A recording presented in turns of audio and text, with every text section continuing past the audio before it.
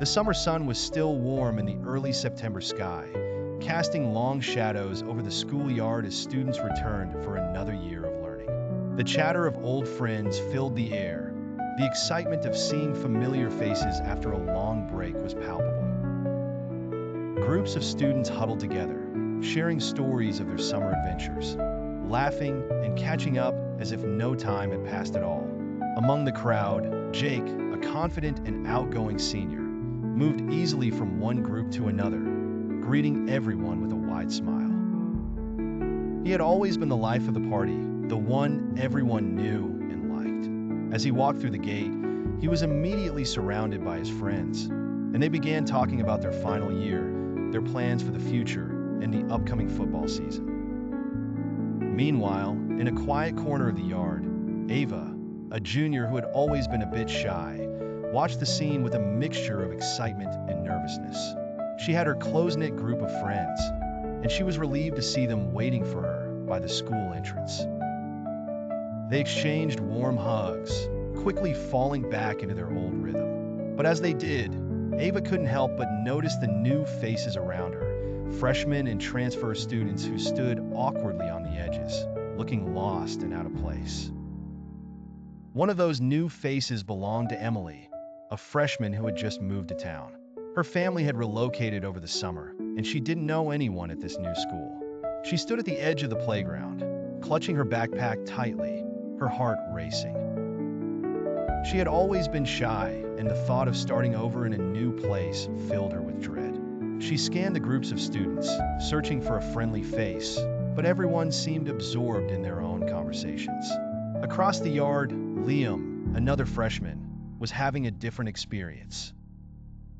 Unlike Emily, Liam was naturally sociable and had always found it easy to make friends. He had already struck up a conversation with a couple of students in his homeroom class, and by the time the first bell rang, he had a small group of new friends to walk to class with. He felt excited about the year ahead, confident that he would fit in just fine. But for Emily, the first day felt lonely. She wandered the halls between classes, trying to navigate the maze of unfamiliar corridors. During lunch, she found a quiet spot in the corner of the cafeteria.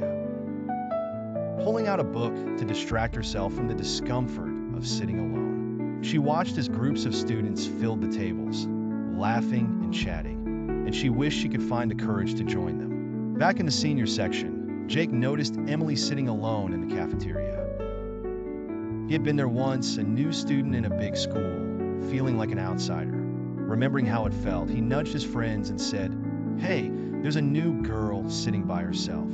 Let's go say hi."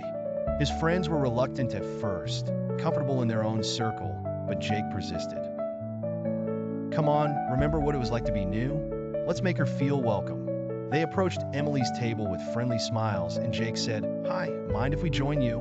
Emily looked up, surprised but relieved to see friendly faces. She nodded shyly, and soon they were all chatting. Jake introduced her to his friends, and they made an effort to include her in their conversation. By the end of lunch, Emily was laughing along with them, the tight knot of anxiety in her stomach beginning to unravel. As the days passed, Emily slowly began to feel more at ease. Jake and his friends continued to check in on her, inviting her to sit with them at lunch and walk with them between classes. She started to meet other students too. Some were new like her, and others who had been at the school for years.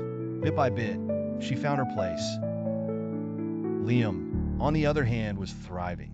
His outgoing nature had won him many friends quickly, and he was already involved in several school activities. He was part of the soccer team, joined the drama club, and even signed up to help with the school newspaper. He was busy but happy, feeling like he had found his niche. Don't forget to subscribe to the channel for more fun songs as well as interesting and enjoyable stories.